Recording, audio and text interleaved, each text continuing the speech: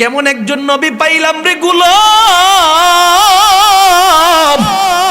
আজকে সেই নবীর আদর্শ মানতে মনে চাই না, সেই নবীকে মানতে ভালো লাগে না রে গোলাম। আজকে দুনিয়ার জমিনের দিকে তাকালে দেখা যায় কত যুবক সন্তান নবীর আদর্শের বাহিরে চলিয়া কিভাবে নিজের জীবনটাকে ধ্বংসের সম্মুখীন করে দিতেছি। কত যুবক সন্তান ফেসবুক ইন্টারনেট নিয়ে অবৈধভাবে নিজের জীবন চালাইতেছি, কত অশ্লীলতা নিয়ে জীবন চালাই, অনেকে ফানি ভিডিও নিয়ে তার জীবনটাকে শেষ করে দিতেছে। গতকালকের এক ঘটনা দেখলাম, একজন আল্লাহর বান্দা যার নাম হলো আল আমিন, যুবক ছেলেরা ভালো করে চিনি, সেই যুবক সন্তান আল আমিন নামক ময়মনসিংহ, সেই গরিপুর এলাকা তার বাড়ি। ওই যুবক সন্তানটা এমন কিছু কিছু যুবকদেরকে, তোমাদের মতো ফেসবুকারদেরকে, তোমাদের মতো ইউটিউবারদেরকে আনন্দ দেওয়ার জন্য লেংটি বাঁধিয়া সে আগুন পানির মধ্যে ধরাইয়া সেখানে গেছে গোসল করার জন্য। যার পরে সে আগুনের মধ্যে পড়ে যায়, শুধুমাত্র নবীর আদর্শের বাহিরে তার জীবনটাকে চালাইয়া এইভাবে শেষ করে দিতেছে। ওরে আল্লাহর বান্দা, আমি যখন এই ভিডিওটাকে দেখলাম দিলের ভিতরে বড় কষ্ট পাইলাম। হায় আফসোস, এই ব্যক্তিটাকে এই দিকে কোন মানুষ আকর্ষিত করলো? মানুষদেরকে একটু আনন্দ দেওয়ার জন্য ফানি ভিডিও বানাইয়া যুবকদেরকে আনন্দ দেওয়ার জন্য নিজেকে নবীর আদর্শ থেকে দূরে সরায় ফেলতেছি। যে অবস্থার মধ্যে এই যুবক ছেলেটা বিপদগ্রস্ত হয়ে গেল, অবস্থাটা বড় কঠিন অবস্থার সম্মুখীন ছিল। নিজের পায়ের যে অংশ সমূহ দেখতে পাইলাম, হাঁটুর উপরের অংশ পর্যন্ত পুরাটা খোলা, লঙ্গিটা তো পড়ছে, আবার সেখানের মধ্যে লেংটি দিছি। ঠিক এইভাবে বিপদগ্রস্তের সম্মুখীন হয়ে গেল। ভিডিওটা দেখার সাথে সাথে পুরো আমি আশ্চর্য হয়ে গেলাম। ওই ব্যক্তিটা যদি এই অবস্থায় আগুনে দগ্ধ অবস্থায় দুনিয়া থেকে বিদায় হয়ে যেত, আমার রবের কাছে কি জবাব দিত? কারণ আমার নবীর আদর্শ হলো হাঁটুর উপরের অংশে কখনো খোলা থাকা যাবে না, এটা সতরের অংশ। প্রত্যেকটা পুরুষের জন্য নাভি থেকে নিয়ে হাঁটু পর্যন্ত সব সময় ঢেকে রাখা উচিত। হাঁটুর নিচের অংশ খোলা থাকলে সমস্যা নাই, তবে হাঁটুর উপরের অংশ যখন বিন্দু থেকে বিন্দু পরিমাণে খোলা থাকবে, সাথে সাথে ফরজ বিধান লঙ্ঘন হয়ে যায়। অথচ দেশের যুবক সন্তানেরা নবীর আদর্শ থেকে নিজেদেরকে দূরে সরাইয়া এইভাবেই চলতেছে। এই আদর্শ আমার নবী রহমতে আলম নবী মুহাম্মদুর রাসূলুল্লাহ সাল্লাল্লাহু আলাইহি ওয়াসাল্লামকে সাহাবা একরামরা এমন ভালোবাসার প্রমাণ দিয়েছেন, যার ফলে আমার নবীজি তাদের ব্যাপারে জান্নাত ওয়াজিব হওয়ার ঘোষণাও দিয়েছেন। যেমন একটা ঘটনা বললে আপনারা স্পষ্ট হয়ে যাবেন। আমার নবী মুহাম্মদুর রাসূলুল্লাহ সাল্লাল্লাহু আলাইহি ওয়াসাল্লামের নিকটে একজন সাহাবীর আগমন ঘটল। তার নাম ছিলেন বারা রাদিয়াল্লাহু তাআলা আনহু। নবীর সামনে বারা দাঁড়ায় গেল, ডেকে ডেকে বলে, নবী গো, আমার কলিজার টুকরার সন্তানটাকে নিয়ে আপনার দরবারে আগমন করলাম। আমি নিজের জন্য কিছু নসিহত নিয়ে যাব, সন্তানের নিরাপত্তার জন্য দোয়া চাইতে আসছি। সন্তানকে এবার নবীর পাশে বসালো। বাবা এবার আমার নবীজিকে জিজ্ঞাসা করে বলে, নবী গো, আমার বাড়ি আপনার দরবার থেকে অনেক দূরে, যার কারণে দূর থেকে প্রতিদিন মসজিদের নববীর মধ্যে আসাটা অনেক কঠিন হয়ে যায়। নবী গো, এমন কিছু নির্দেশনা আমার সম্মুখে পেশ করে দিন, যেই নির্দেশের ভিত্তিতে আমার জীবনটা পরিচালনা করলে আপনি নবীর সাথে আমি জান্নাতি মুমিনের কাফেলার অন্তর্ভুক্ত হতে পারবো। আমার নবী ঘোষণা দিয়া দেই, তুমি পূর্ণ মুসলমানিত্বের জীবনের ভিতরে তোমার নামটাকে উঠায় ফেলো। আল্লাহ নবী তার সামনে 5টা বিষয় উপস্থাপন করেছেন। ক্বালা রাসূলুল্লাহি সাল্লাল্লাহু আলাইহি ওয়াসাল্লাম, বুনিয়াল ইসলামু আলা খামসিন শাহাদাতি আল্লা ইলাহা ইল্লাল্লাহ ওয়া আন্না মুহাম্মাদার রাসূলুল্লাহ ওয়া ইকামিস সালাহ ওয়া ইতাইজ যাকাহ ওয়াল হাজ্জি ওয়া সাওমি রমাদান।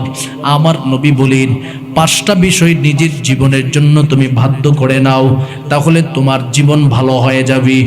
1 নাম্বার, আল্লাহকে জীবনে কখনো তুমি দেখো নাই, তারপরে একক প্রভু হিসাবে বিশ্বাস করবা। 2 নম্বরে তোমার উপরে নামাজ ফরজ করে দেওয়া হয়েছে, 5 ওয়াক্তের নামাজ নিজের জীবনের ভিতরে ঢোকাও।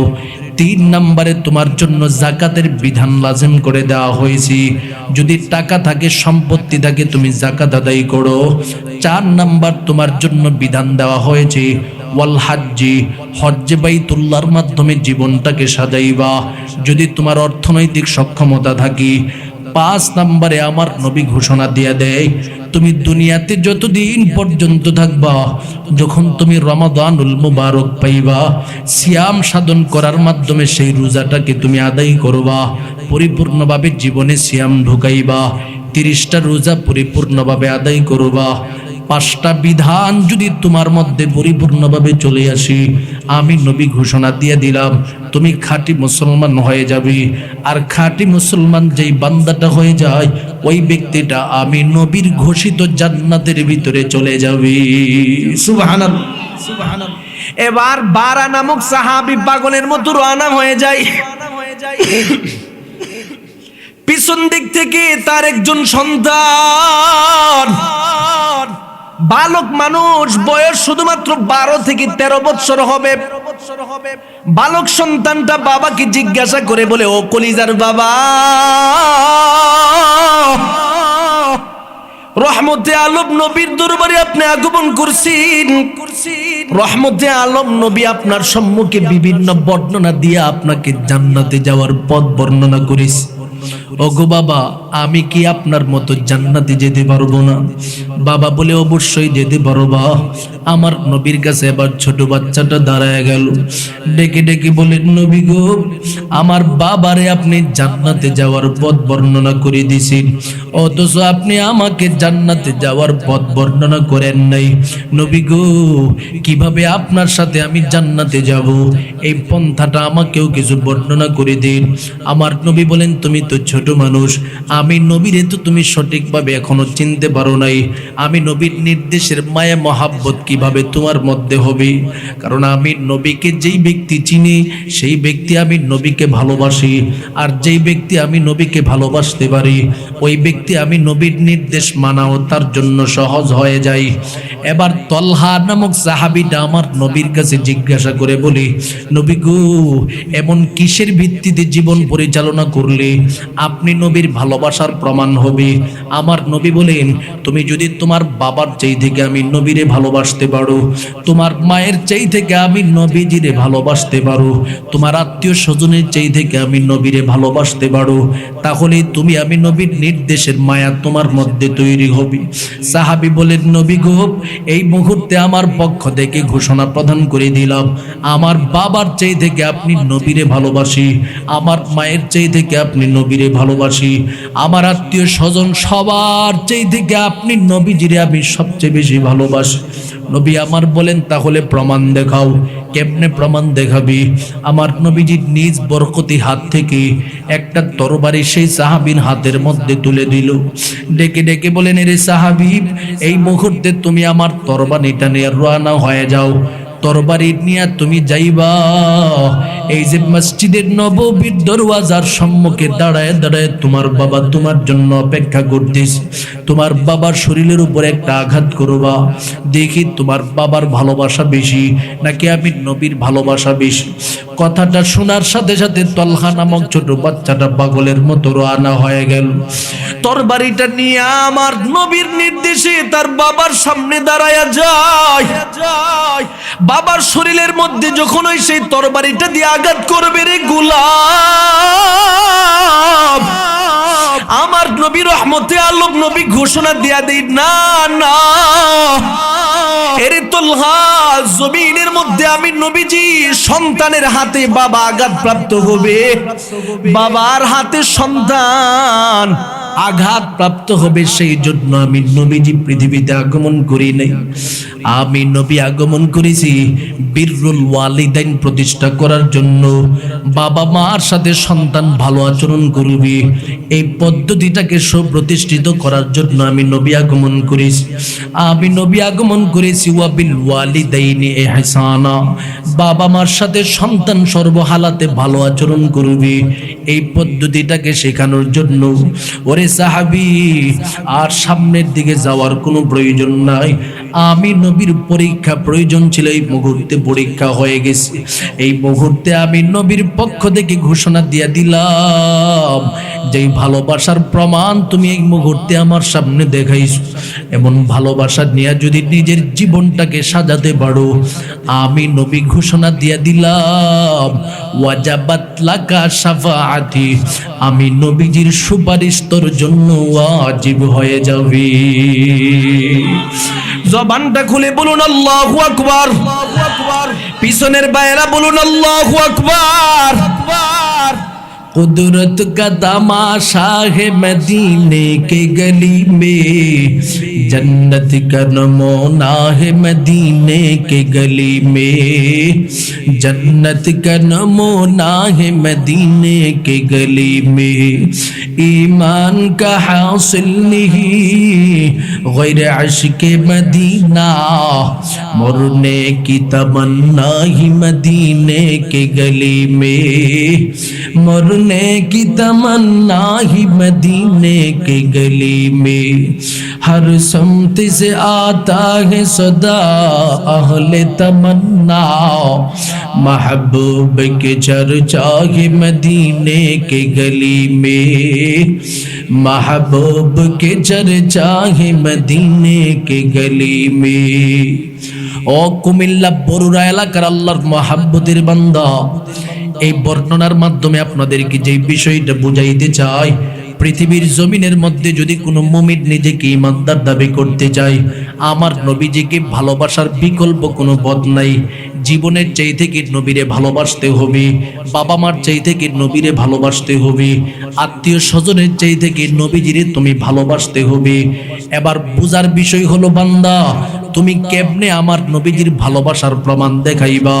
নবীরে যে তুমি ভালোবাসো, আগের যুগে তো সাহাবায়ে কেরামরা বাবার সামনে গিয়া নবীর আদেশ বাস্তবায়ন করছি। তোমার বাড়ি তো বাংলাদেশ, আমার নবীর বাড়ি আরব দেশে, হাজার হাজার মাইল দূরে আমার নবী এবং তোমার জায়গার পার্থক্য। এরে আল্লাহর বান্দা, আবার নবীর সাথে সেই মহাব্বত কেমনে জুড়াইবা। আমার নবীজি সেই পয়েন্টটাও আমাদের সামনে উপস্থাপন করেছেন। قال رسول الله صلى الله عليه وسلم من أحب سنتي فقد أحبني ومن أحبني كان معي في الجنة। আমার নবী ঘোষণা প্রদান করে দে, জমিনে যদি কোনো বান্দা আমি নবীজির ভালোবাসার প্রমাণ দিতে চাই, আমি নবীরে আমার কলিজার উম্মতটা কখনো দেখে নাই, দেখবে না, তবে আমি নবী ঘোষণা দিলাম, তারা যদি আমি নবীর ভালোবাসার প্রমাণ দিতে চাই, আমি নবীর দুনিয়াতে তাদের জন্য সুন্নত রেখে দিয়া গেলাম, আদর্শ রেখে দিয়া গেলাম। যারা আমি নবীর আদর্শটাকে তার জীবনের ভিতরে ঢুকাইবে, তার ব্যক্তিগত জীবনে আমি নবীর আদর্শ ঢুকাইবে, তার ফ্যামিলিগত জীবনে আমি নবীর আদর্শ ঢুকাইবে, তার সামাজিক জীবনের মধ্যে আমি নবীর আদর্শ ঢুকাবি, ফাকাদ আহাব্বানি, ওই ব্যক্তিটা স্বয়ং আমি নবীজিকে ভালোবাসতে শুরু করে দিল। আর যেই বান্দাটা আমি নবীজিকে ভালোবাসতে শুরু করে দেয়, কানা মাই ফিল জান্নাহ, ওই ব্যক্তিটার জায়গা হবে আমি নবীর সাথে আল্লাহর জান্নাতে। সুবহানাল্লাহ বলেন, সুবহানাল্লাহ বলেন। পৃথিবীতে এমন কোন মানুষ আছে যে মানুষটা নবীর সাথে জান্নাতে যেতে চায় না? আছে কেউ? আমার নবীর সাথে প্রতিটা মানুষ জান্নাতে যেতে চাই, কথা কোন ঠিক কিনা? পৃথিবীতে এমন কোন আশিক বাদ নাই যারা আমার নবীর সাথে জান্নাতে যেতে চাই না, কথা কোন ঠিক কিনা? কারা কারা আমার নবীর সাথে জান্নাতে যেতে চাও আল্লাহকে হাত দেখায় দাও। নারে তাকবীর, নারে তাকবীর। আল্লাহ সবাইকে কবুল করেন, সকলে বলুন আমিন। এখন নবীর সাথে যদি মুমিন বান্দা জান্নাতে যেতে চায়, তাহলে আমার নবীর আদর্শ জীবনে প্রয়োজন আছে না নাই? ব্যক্তি জীবনের মধ্যে প্রয়োজন, ফ্যামিলিগত জীবনে প্রয়োজন, সামাজিক জীবনে প্রয়োজন, রাষ্ট্রীয় জীবনে প্রয়োজন। আমার যেখানে যোগ্যতা আছে, যেখানে নবীর আদর্শ বাস্তবায়ন করার সুযোগ হবে, সেখানের মধ্যে আমি বাস্তবায়ন করতে হবে। এটা হলো আহলে সুন্নাত ওয়াল জামাতের আকীদার অন্তর্ভুক্ত কাজ। আর যারা নবীর আদর্শ বাস্তবায়ন করার মতো কোনো পথ নাই, কোনো রাস্তা নাই, সে নবীর ভালোবাসার প্রমাণও দেখানোর কোনো পথ নাই। অথচ এই যুগের মধ্যে আমরা কত মানুষ নবীর ইশকের প্রমাণ দেখাতে চাই, আর আমাদের জীবন ইতিহাসের দিকে তাকালে দেখা যায় আমার নবীর বিরুদ্ধে কত মানুষ কত ষড়যন্ত্র করে, বিশেষ করে আমার নবীর ইজ্জতের মধ্য থেকে সর্বশ্রেষ্ঠ একটা ইজ্জতের নাম হলো খতমে নবুয়াত নামক একটা ইজ্জত। এই ইজ্জত এটা এমন একটা ইজ্জত, আমার রবের পক্ষ থেকে আমার নবীজিকে পাঠায় আর ঘোষণা দেই, নবী গো আজকে আপনি নবীজিকে আমি রবের পক্ষ থেকে নবুয়াত দিলাম, আর জীবনে আপনি নবীর পরে কোনো নবী আগমন করবে না।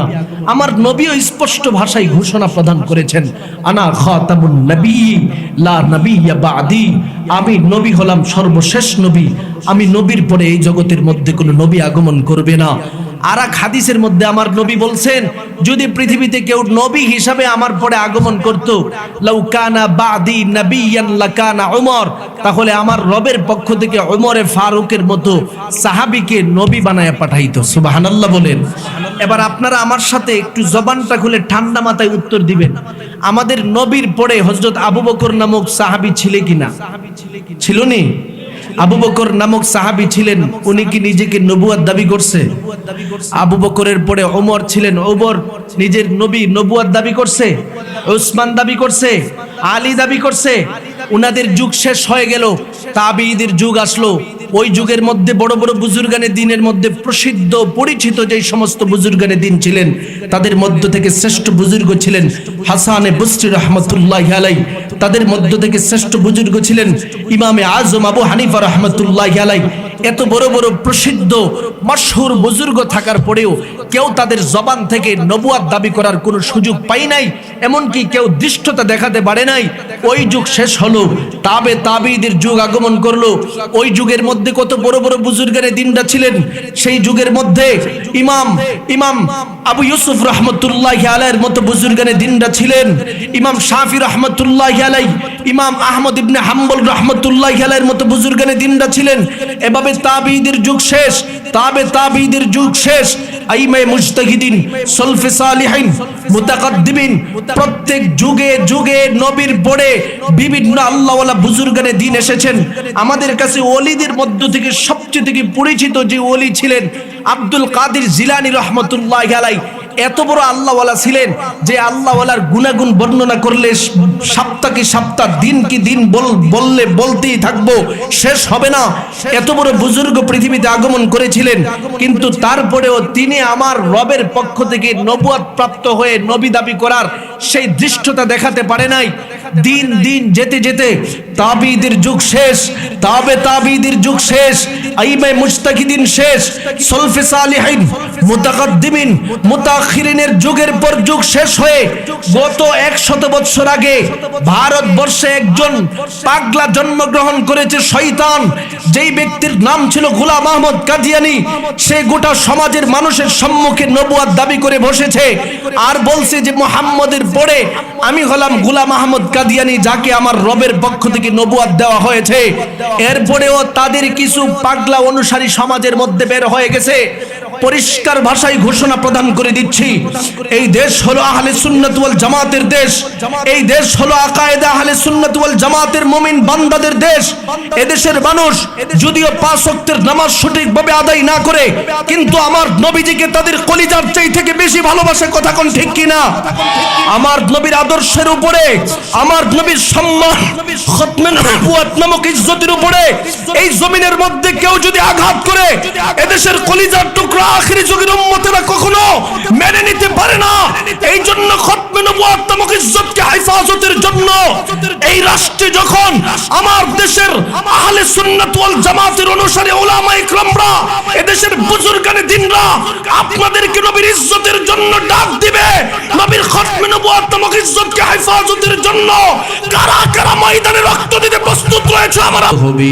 তুমি যদি এই নবীর আদর্শ থেকে ফ্যামিলির মধ্যে প্রতিষ্ঠা করো, ফ্যামিলি থেকে আলো সফলতা প্রকাশিত হবে। ওরে আল্লাহর বান্দা, তুমি যদি তোমার সমাজের মধ্যে নবীর আদর্শ বাস্তবায়ন করো, এই সমাজ থেকে নূর প্রকাশিত হবে। শুধু তার মধ্যেই সীমাবদ্ধ নয়, তুমি যদি তোমার রাষ্ট্রের মধ্যে নবীর আদর্শ বাস্তবায়ন করার জন্য প্রতিটা সেক্টরে সেক্টরে চেষ্টা করতে থাকো। সেখান থেকে যদি নবীর আদর্শ ফুটে ওঠে, এই রাষ্ট্রটাও নেককারদের রাষ্ট্রতে পরিণত হয়ে যাবে। কথা কোন ঠিক কিনা? এই জন্য রাষ্ট্রীয়ভাবেও আমার নবীর আদর্শ বাস্তবায়ন করার চেষ্টা করা, এটা আখিরি যুগের নবী মুহাম্মদ রাসূলুল্লাহ সাল্লাল্লাহু আলাইহি সাল্লামের আদর্শের উম্মতের মৌলিক দায়িত্ব। সুবহানাল্লাহ বলবেন না? সুবহানাল্লাহ বলবেন না? কিন্তু আমরা রাষ্ট্রীয়ভাবে এই চেষ্টাটা কখনো করতে পারি না রে গোলাম। রাষ্ট্রীয়ভাবে এই চেষ্টা শুরু করে দিলে বলে হুজুর রাজনীতি শুরু করে দিস। এরে বান্দা, আমি যদি আমার নবীর আদর্শ আমার রাষ্ট্রের মধ্যে প্রতিষ্ঠা না করি, তাহলে আমি কিসের ধার্মিক হলাম, কিসের আশিক রাসূল হলাম? আমার নবীজি তো শুধুমাত্র ঘরকে ঠিক করে নাই, আমার নবী তো শুধুমাত্র সমাজকে ঠিক করে নাই, আমার নবী গোটা রাষ্ট্রকে ঠিক করেছেন। রাষ্ট্র পরিচালনা করেছেন কোরআন দিয়া। কেন কোরআন দিয়া রাষ্ট্র পরিচালনা করেছেন? আমার নবী ঘোষণা দেই, ক্বালা রাসূলুল্লাহি সাল্লাল্লাহু আলাইহি ওয়াসাল্লাম, তারাকতু ফীকুম আমরাইন লান তাদিল্লু মা তামাসসাকতুম বিহিমা, কিতাবাল্লাহি ওয়া সুন্নাত রাসূলিহি। আমার নবী ঘোষণা প্রদান করে দেয়, আমার রবের পক্ষ থেকে আমাকে দুইটা গ্রন্থ দেওয়া হয়েছে। মুমিন বান্দা যদি এই দুইটা গ্রন্থকে পরিপূর্ণভাবে গ্রহণ করতে পারে, জীবনে কখনো লাংটা দিল্ল, মুমিনটা কখনো পথভ্রষ্ট হবে না। সারাটা জীবন সেই ব্যক্তির নেক হালাতে থাকতে পারবে। এক নাম্বার গ্রন্থের নাম হলো কিতাবুল্লাহ, আল্লাহর কোরআন। দুই নাম্বারটার নাম হলো সুন্নতে রাসূল, আমি নবী মুহাম্মদুর রাসূলুল্লাহ সাল্লাল্লাহু আলাইহি সাল্লামের সুন্নত। মুমিন বান্দা যদি তার জীবনের মধ্যে কিতাবুল্লাহর জীবন ঢুকায়, কোরআন ঢুকায়, ব্যক্তি জীবনে ঢুকায়, সামাজিক জীবনে ঢুকায়, রাষ্ট্রীয় জীবনে ঢুকায়, নবীর সুন্নত ঢুকায়, এই ব্যক্তি এবং জাতিকে পৃথিবীর কেউ কখনো পথভ্রষ্ট করতে পারবে না। কথা কোন ঠিক কিনা? আমাদেরকে আজকে বিভিন্ন বহির্বিশ্বের লোকেরা কান ধরে উঠা বসা করায়। বাংলাদেশের মানুষকে আপনারা আমার কথা বুঝতেছেন? বুঝানেন গুরুত্বপূর্ণ কথা বলতেছে। এখানে খেয়াল খুশি মতে আসছি, আর আফে তাফে কিছু কথা বইলা যাবো এর জন্য আসি নাই, জরুরি কিছু কথা বলতেছি। আমাদের এই দেশ এটা এমন রাষ্ট্র, এই রাষ্ট্রটাকে বাহির বিশ্বের মানুষ একটু ক্ষমতা থাকলেই তারা এই দেশটাকে কান ধরে উঠা বসা করায়। কেন উঠা বসা করায়? কারণ আমরা আমাদের মৌলিক পরিচয় জানি না, বুঝি না। কথা কোন ঠিক কিনা? মুসলমানিত্বের পরিচয় থেকে আমরা নিজেদেরকে দূরে সরাই ফেলছি। আমাদেরকে রবের পক্ষ থেকে আমার জীবন বিধান দিয়েছেন কোরআন, আমরা নিজেদেরকে কোরআন থেকে দূরে সরাই ফেললাম। আমাদেরকে আমার রবের পক্ষ থেকে সুন্নত দেওয়া হয়েছে, নবীর সুন্নত, সেটা থেকে আমরা নিজেদেরকে দূরে সরাই ফেললাম। যার কারণে আমাদের ব্যক্তি জীবন, আমাদের সামাজিক জীবন, আমাদের রাষ্ট্রীয় জীবনের মধ্যে সুশৃঙ্খলতা নাই। ওরে আল্লাহর বান্দা, আজকে এই রাষ্ট্রের মধ্যে এমন এক হালাত চলতেছি, মানুষদের তেমন কোনো নিরাপত্তা নাই। মানুষ যেখানে যায় সেখানে হয়রানির শিকার হয়। গত কিছুদিন আগে দেখলাম একজন আল্লাহর বান্দা কোর্টের চত্বরের মধ্যে গেছি, সেখানেও একজন লোক এসে গুলি করে ফালায় দিছে। রাস্তাঘাটের মধ্যে রাতের বেলা আমরা যখন ঘোরাফেরা করি, কত জায়গায় ডাকাতের সমস্যার সম্মুখীন হয়। যদি দেশের মধ্যে পরিপূর্ণ ইসলামিক আইন থাকতো, ডাকাত সোজা হয়ে যেত, সন্ত্রাসী সোজা হয়ে যেত, প্রতিটা মানুষ দিনদার হয়ে যেত। এই জন্য প্রতিটা মানুষের কাছে অনুরোধ করতেছি, জীবনটাকে কোরআন দিয়ে সাজানোর চেষ্টা করবেন, জীবনটাকে নবীর আদর্শ দিয়ে সাজানোর চেষ্টা করবেন। কেমন একজন নবীর আদর্শ দিয়ে আপনার জীবনটাকে সাজানোর জন্য বলতেছি, যেই নবীকে আমার রবের পক্ষ থেকে সর্বোচ্চ সম্মান, সর্বোচ্চ ইজ্জত দেওয়া হয়েছিল। কেমন ইজ্জত! আমার আল্লাহ সার্টিফিকেট দিয়েছেন, ওয়ারাফা'না লাকা যিকরাক। নবী গো, আপনাকে আমি রবের পক্ষ থেকে পরিপূর্ণ সম্মানের সর্বোচ্চ মওকা দান করেছি, যেই সম্মানের কোনো সীমানা নাই, এত সম্মান দান করেছি। আপনি আমি রবের কাছ থেকে দুনিয়াতে সম্মান চান, সেটাও দিয়ে দিলাম। আপনি আমি রবের কাছ থেকে আখিরাতে সম্মান চান, সেটাও দিয়ে দিলাম। দুনিয়াতে কেমনে সম্মানিত আমার নবীজিকে আল্লাহ পাক করেছেন, সেই পদ্ধতিটা বললে আপনারা স্পষ্ট হয়ে যাবেন। আমার আল্লাহ বলে, নবী গো, জমিনের মধ্যে এমন কোনো প্রাণী নাই যেই প্রাণীটা আপনি নবীজিরে ভালোবাসে না। এমন কোনো মাখলুকাত নাই যেই মাখলুকাত আপনি নবীজিকে ভালোবাসে না। এমনকি জমিনের মধ্যে যেই জাতীয় পাথর রয়েছে, বালুকণা রয়েছে, তারাও আমার নবীজির জন্য বড় পাগল। সুবহানাল্লাহ বলেন, সুবহানাল্লাহ বলেন। জমিনের মধ্যে বালুকণাটা পর্যন্ত আমার নবীজিকে সালাম দেয়, সালাম দেয়। সুবহানাল্লাহ বলেন, সালাম দেয়, সালাম দেয়। হাদিসের কিতাবের মধ্যে আসে আল্লাহর নবী রহমতে আলম নবী যখন রাস্তা দিয়ে চলতেছে আবু বকর সিদ্দিক আমার নবীর সাথে সফর সঙ্গী, ওমরে ফারুক আমার নবীর সাথে সফর সঙ্গী। ঠিক এই মুহূর্তের মধ্যে হঠাৎ করে আমার নবীজি একবার ডান হাতটাকে উপরের দিকে উঠাই, বলে ওয়া আলাইকুমুস সালাম, আবার বাম হাত উঠাই ওয়া আলাইকুমুস সালাম। বারবার নবীজি সালামের উত্তর দিতে দিতে যাইতেছে। সাহাবা একরামরা বড় পাগলের মতো হয়ে গেল, ব্যাপারটা কি রে? আল্লাহর নবীজিকে এই মুহূর্তে কে সালাম দিতেছে? নবীজিকে কে সালাম দিয়ে আবার নবীজি উত্তর দেই। এবার ওমরে ফারুক আমার নবীজিকে জিজ্ঞাসা করে বলে, নবী গো, ব্যাপারটা কি? আমরা এই মুহূর্তে আপনার দিকে তাকায় দেখতেছি, আপনি বারবার সালামের জবাব দিন, কিন্তু সালাম দেওয়ার মতো কাউকে দেখতে পাই না। আমার নবী রহমতে আলম নবী বলেন, আমি যেই রাস্তা দিয়ে যাইতেছি এই রাস্তার ডানে বামের যত পাথরেরা রয়েছে সবাই আমি নবীজিকে সালাম জানাইতেছি। সুবহানাল্লাহ বলে, সুবহানাল্লাহ। কলিজার নবীরে পাথরেরাও সালাম জানায় আর নবীজি সালামের উত্তর দেয়। আমার নবীজি এইভাবে চলতেছে, শুধু এটা নয়, আমার নবী যখন রাস্তার মধ্যে হাঁটতো, কোনো একটা গাছ যখন দেখতো, গাছ বলতো আসসালামু আলাইকুম ইয়া রাসূলুল্লাহ, সালাম তো দিত, আবার শাহাদাতের সাক্ষী পর্যন্ত দিয়ে দিত। সুবহানাল্লাহ, সুবহানাল্লাহ। বুখারীর বর্ণনার মধ্যে আসছে একজন ইহুদি ব্যক্তি আমার নবীজিকে বলে, ইয়া রাসূলুল্লাহ, আমি জানি আপনি দুনিয়ার জমিনের মধ্যে নবুয়ত প্রাপ্ত হয়ে আগমন করেছেন, কিন্তু আমাদের ধর্মগুরু যারা রয়েছে তারা তো বলছে আপনি নবী, ভণ্ড নবী। নাউজুবিল্লাহ বলেন, আপনি নবী নাকি ভণ্ড নবী? দুনিয়াতে আসলে আপনি নবুয়ত নিয়ে আগমন করেন নাই, এমনিতে আগমন করেছেন। আমার দিলের ভিতরে বিশ্বাস আপনি কখনো ভণ্ড হতে পারেন না। এই মুহূর্তে আমার দিলটাকে একটু প্রশান্তি দেওয়ার জন্য জিজ্ঞাসা করতেছি, এমন কি কোনো খাঁটি প্রমাণ আপনার কাছে রয়েছে আপনি আমার রবের পক্ষ থেকে নবুয়ত পায়ে আগমন করছে? আমার নবী বলেন, অবশ্যই। কি প্রমাণ তোমরা দেখতে চাও একটু বলো। বলে, আমরা এমন একটা দৃশ্য দেখতে চাই, গায়েব থেকে এমন কোন আওয়াজ যেন আপনি নবীর ব্যাপারে একটু সাক্ষী দেয়া যায়, তাহলে আমরা স্পষ্ট হয়ে যাব আপনি নবী আসলে আল্লাহর পক্ষ থেকে নবুয়ত পায়ে আগমন করছেন। কথাটা শোনার সাথে সাথে আমার নবী বলেন, এরে ইহুদি, বলো, এই যে দূরে একটা খেজুর গাছ দেখতে পাইতেছ, সেই খেজুর গাছটা যদি তোমার সামনে এসে আমি নবীর নবুয়তের প্রমাণ দেই, তাতে কি তুমি বিশ্বাস করবা কিনা? কথাটা শোনার সাথে সাথে বলে, অবশ্যই বিশ্বাস করব। নবী আমার এবার খেজুর গাছটাকে ডেকে ডেকে বলেন, এরে খেজুর গাছ, আসো, আমি নবী আসলে পৃথিবীর জমিনের মধ্যে কেন আগমন করলাম, একটু প্রমাণ দেখাও।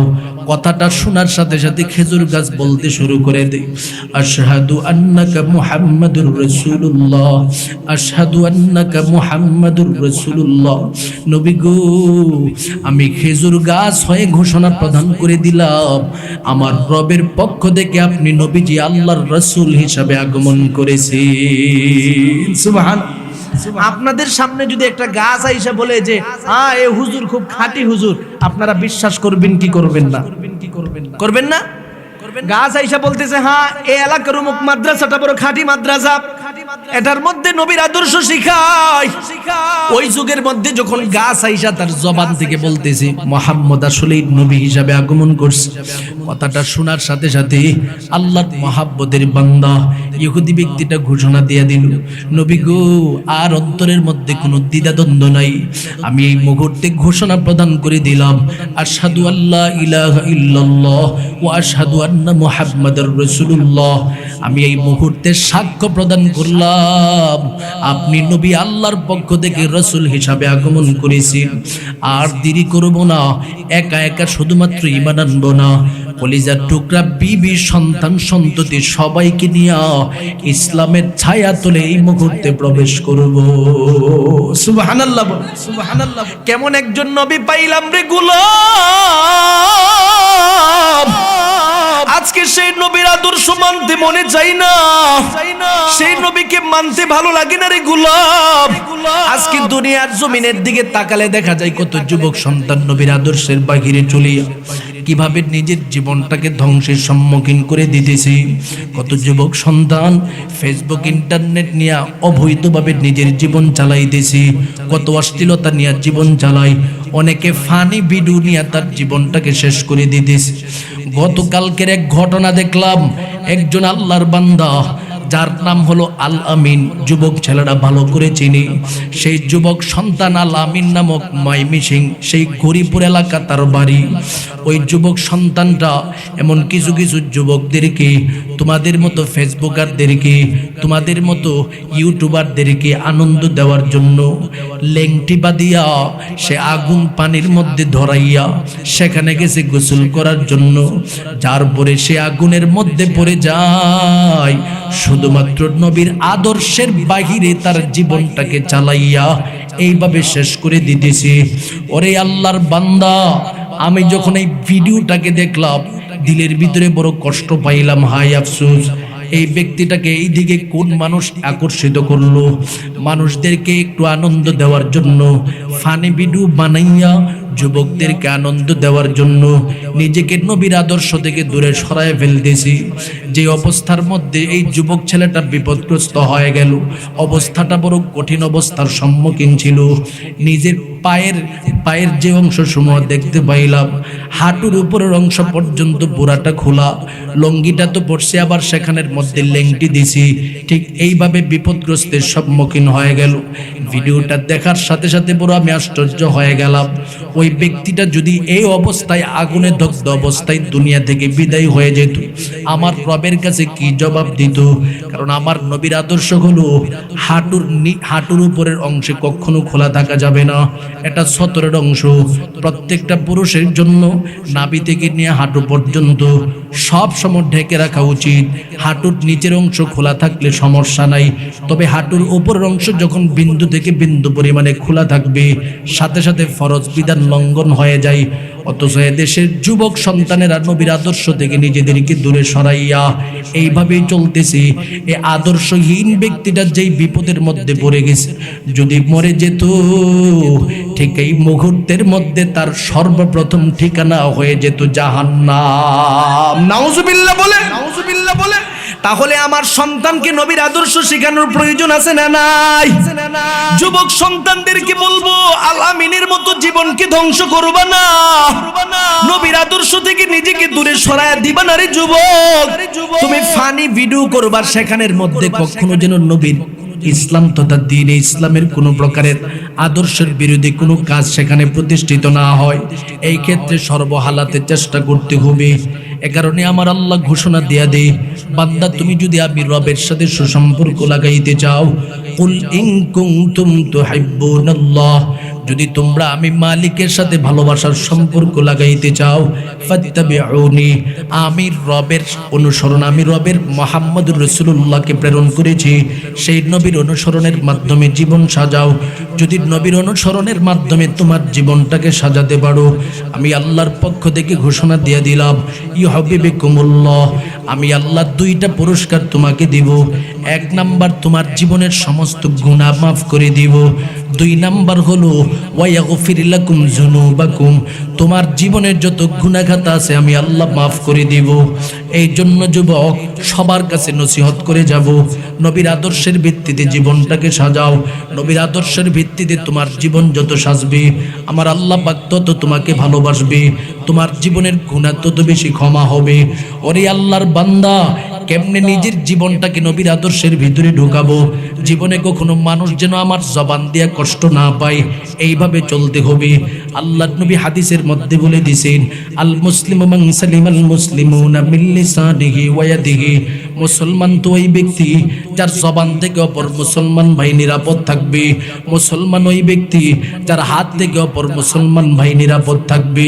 শুধু তার মধ্যে সীমাবদ্ধ নয়, মুসলমানিত্বের আর একটা পরিচয় হলো সব সময় মানুষদেরকে সম্মান করা, মেহমানদেরকে সম্মান করা, মেহমানদেরকে ভালোবাসা। قال رسول الله صلى الله عليه وسلم মান আমানা বিল্লাহ ওয়াল ইয়াউমিল আখির ফালইউকরিম যায়ফাহু। জমিনের মধ্য থেকে যেই মুমিন বান্দাটা আল্লাহর উপরে বিশ্বাস করেছে, নবীর উপরে বিশ্বাস করেছে, আখিরাতের উপরে বিশ্বাস করেছে, আমার নবীর পক্ষ থেকে ঘোষণা, ওই মুমিন বান্দাটা যেন তার জীবনটার ভিতরে মেহমানদেরকে সম্মানের জীবন বানায়। আপনার বাড়িতে যদি কোনো মেহমান আগমন করে, তাকে ভালোবাসা, এটা আমার নবীর শ্রেষ্ঠ আদর্শ। আর মেহমান যদি আগমন করে আপনার দিলের ভিতরে যদি কষ্ট পান আর রাগ করেন, বুঝে নিতে হবে আপনার জীবনের ভিতরে নবীর আদর্শ নাই। অথচ আমার সমাজের দিকে তাকালে দেখা যায় মেহমান বাড়িতে আসলে অনেক মানুষ রাগ করে থাকে, কষ্ট পায়। আমার আল্লাহ বলে, বান্দা তোমার ঘরে যখন কোনো মেহমান আগমন করে, তুমি যদি নবীর তরিকা মোতাবেক তার সঠিক মেহমানদারি করতে পারো, তাকে যতটুকু রিজিক তুমি দান করছো এর চেয়ে থেকে 1000 গুণ রিজিক আমি আল্লাহ তোমাকে দান করে দিব। সুবহানাল্লাহ বলো, সুবহানাল্লাহ বলো। এই জন্য দুনিয়ার জমিনের মধ্যে আমার নবীর আদর্শ থেকে নিজেকে দূরে সরানো যাবে না রে বান্দা। আমার আল্লাহ পাক ঘোষণা দিয়া দেয়, বান্দা তুমি যদি নবীর আদর্শ জীবনে ঢুকাও, তোমার জীবনটাকে আমি আল্লাহ পাক বড় আলোকিত করে দেব। ও মুমিন, এই নবীর আদর্শ যদি জীবনের ভিতরে ঢুকাইয়া সাজাইতে পারি, আমার জন্য আখিরাত সহজ হয়ে যাবে, কবর সহজ হয়ে যাবে, জান্নাত সহজ হয়ে যাবে, হাসরের ময়দান সহজ হয়ে যাবে। আমার নবী বলেন, যখন মহাব্বতের উম্মতেরা বিপদগ্রস্ত হইয়া হাসরের ময়দানের মধ্যে আমি নবীর কাছে আগমন করবে, আমি নবী ডেকে ডেকে বলবো, এরে কলিজার টুকরা সমস্ত উম্মতের দলেরা শোনো, এই মুহূর্তে আমি নবীরে আমার রবের পক্ষ থেকে যেই নিয়ামত দান করিস, তার নাম হলো মাকামে মাহমুদ নামক নিয়ামত। সেই নিয়ামতটাই মুহূর্তে তোমাদের সামনে উপস্থাপন করব। কেমনে উপস্থাপন করবে? আমার আল্লাহর সামনে সেখানে তিনি যাবে, গিয়া সেজদায় পড়ে কাঁদবে। আমার আল্লাহ পাক ডেকে ডেকে বলবে, নবী গো, সমস্ত নবীরা কান্নার মধ্যে আছি, আপনি নবী যেই মুহূর্তে আমার কাছে আসছেন উম্মতের জন্য। আমার নবী বলেন, আল্লাহ, এই মুহূর্তে যদি আমার কলিজার টুকরা উম্মতের ব্যাপারে কোনো ফাইসালা না হয়, আমি নবী যাওয়ার মতো কোনো পথ নাই, আপনি এই মুহূর্তে ফাইসালা করে দিন। আমার রব এবার কুদরতি জবান দিয়ে আমার নবীর একটা ডাক মারবে, ওরে আল্লাহর বান্দারা, এই মুহূর্তে কেউ ডানে বামে তাকাবেন না, অন্তরটাকে নরম করতে শুরু করে দিন। নবীর ইশক আর মহাব্বত নিয়ে এই মুহূর্তে একটা ফোঁটা চোখের পানি ছেড়ে দিবেন। আর কেউ ডানে বামে তাকাবেন না, দিলটাকে নরম করতে শুরু করে দিন। আমার আল্লাহ পাক এবার আমার নবীজিকে ডেকে ডেকে বলবেন, নবী গো, শুনে নেন, দুনিয়ার জমিনে আপনি আমি আল্লাহকে সন্তুষ্ট করার জন্য আমার উম্মত আপনার মহাব্বতের উম্মতের জন্য অনেক কান্নাকাটি করেছে। জন্মের পর থেকে আপনি নবীরে আমি রবের পক্ষ থেকে কান্নাকাটি করাইলাম, এমনকি ইন্তেকালের আগেও আমি রবের নিকটে আপনি কান্না করছি। কেমন কান্না করছে রে গোলাম? আমার নবী রহমতে আলম নবী যখন ইন্তেকালের সম্মুখীন হয়ে যাবে, আম্মা জান আয়েশা আমার নবীর দিকে তাকায় তাকায় বলে, নবী গো, আপনি কেন এইভাবে কান্না করতেছেন?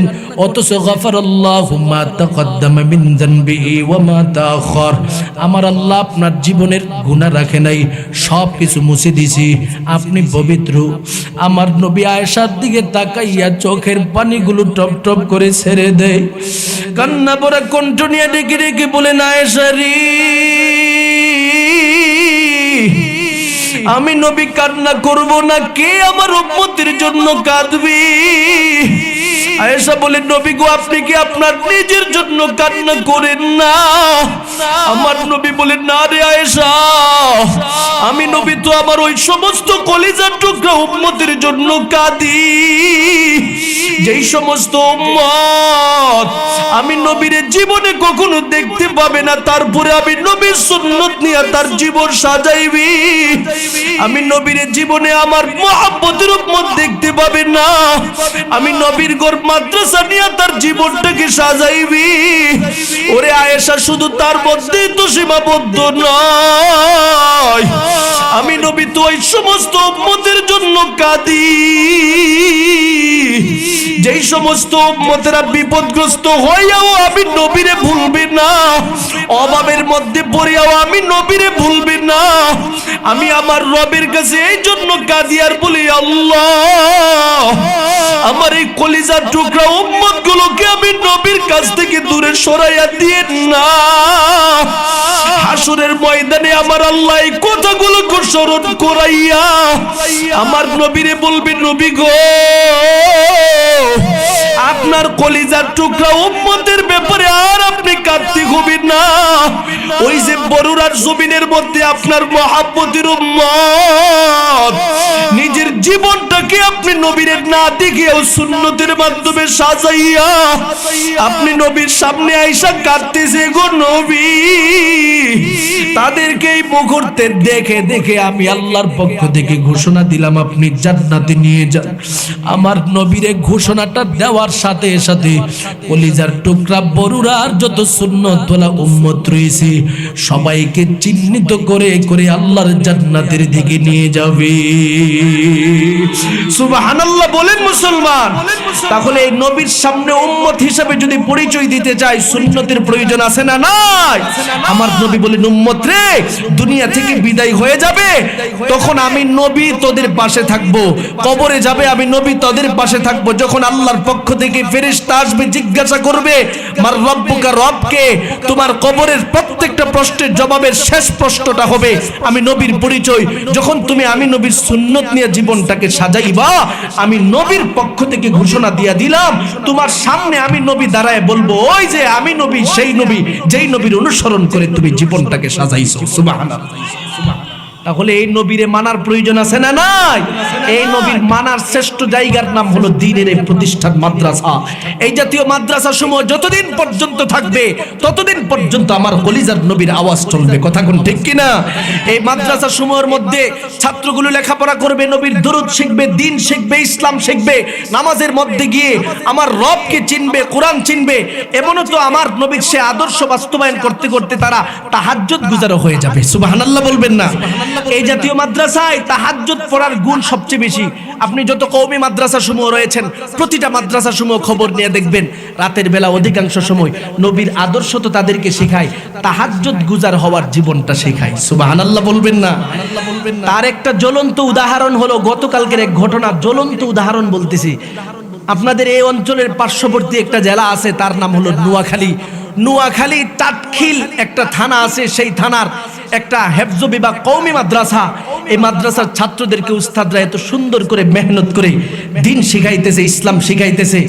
গতকালকে দেখা গেল প্রায় 5 থেকে 6 জন ছাত্র তাহাজ্জুদের নামাজের মধ্যে উঠছে, ঘুম থেকে জাগ্রত হয়ে তাহাজ্জুদের নামাজ পড়তেছে। সিসি ক্যামেরার ভিডিওতে দেখা গেছে এদের মধ্য থেকে একটা ছাত্র হঠাৎ করে ঢলে জমিনের মধ্যে পড়ে গেল।